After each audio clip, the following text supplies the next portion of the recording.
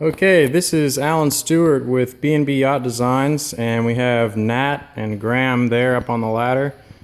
And what we're going to be doing today is demonstrating the unfolding of a Corsound 20 Mark III hull. These are the main pieces of the hull right here. And what we have here represents about maybe 3 days worth of work and 3 major steps in the build process. And so you can see the first step is actually joining these hull panels together. There's 2 joints per panel, and there's 2 bottom panels and 2 side panels. And here you can see the finger joints glued together with epoxy and then sanded smooth. And there's the aft joint there. And the second step is attaching the stringers. So we have a pair of stringers along the side panels, there and there. And there's also a pair of stringers on the bottom panels. And those are attached with screws, and the lines for these stringers are pre-drawn on the panels. Once the stringers are attached, the final step before we can unfold the hull is to join the side panel and the bottom panel at the bow, where we have this dovetail joint cut into the plywood, and there's a piece of fiberglass on the inside and the outside. And we have the port and starboard panels wired together down the keel line. Here's the tip of the bow. And these wires run down the keel line, and they're just loosely twisted so that the whole panel can unfold like a book.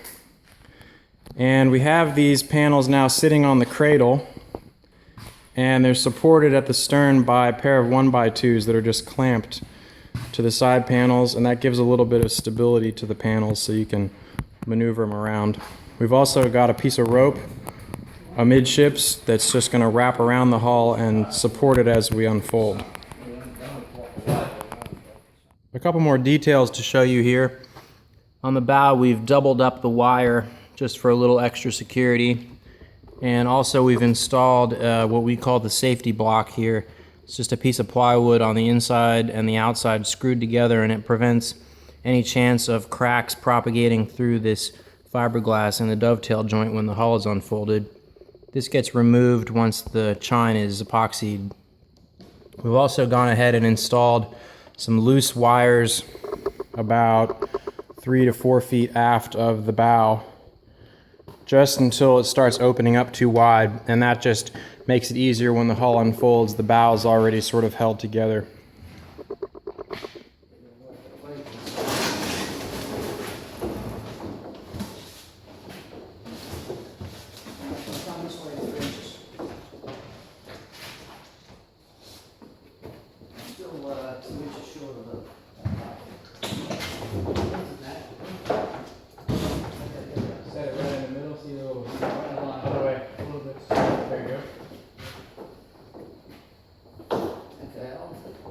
You got the port slide? The side?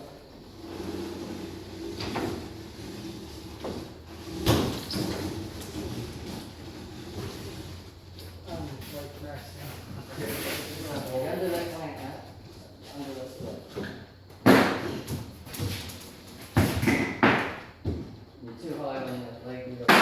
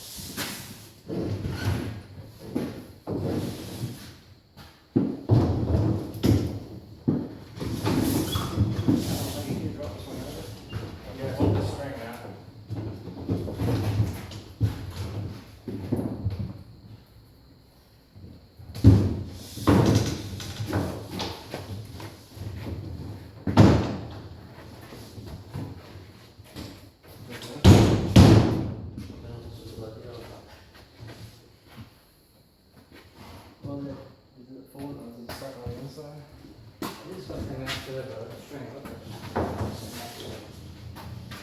Take yours out.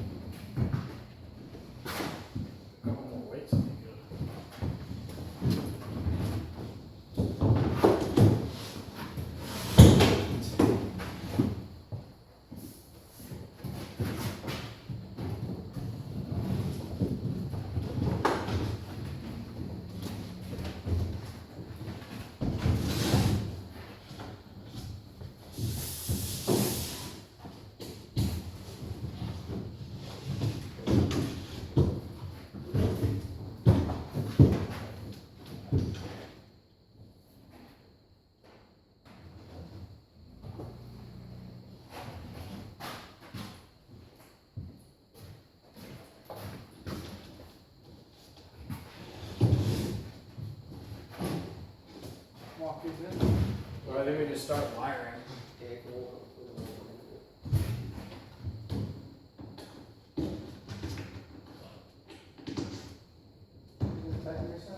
Well, that one's on 2 inches, hang it on, just bring it down a bit.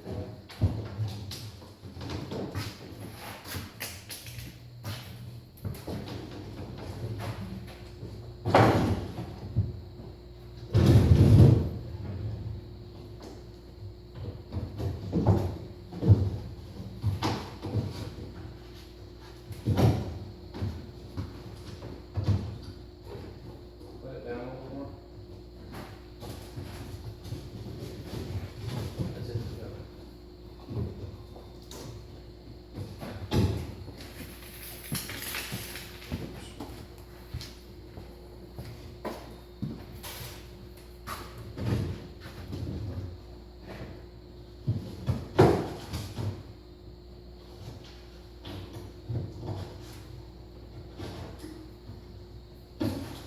We put some lead weights here on the bottom panel above the cradle supports, and that helps to spread open the bottom panel.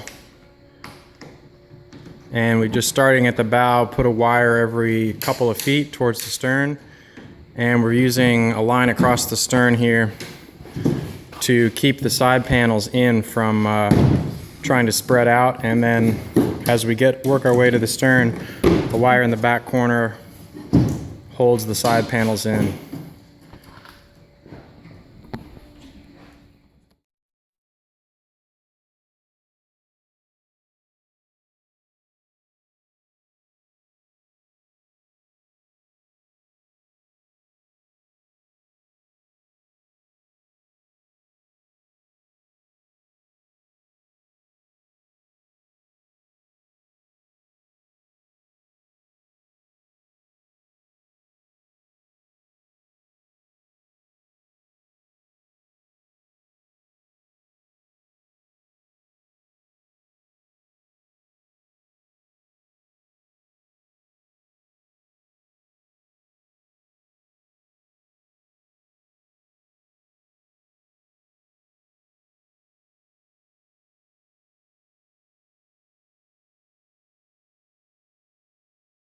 Okay, up near the bow, where the wires come together straight across, it's hard to pull the panel into shape here, so we can use a plywood pad and a screw, with a screw going into the lower panel, and that pulls the lower panel up flush with the higher panel. So that's just a trick for up near the bow. Here's the fiberglass at the bow, just to get the chine to smooth out a little bit where the wires can't work. Once the angle of the chine increases towards the midships, the wires are able to pull the panels and the gear teeth completely meshed.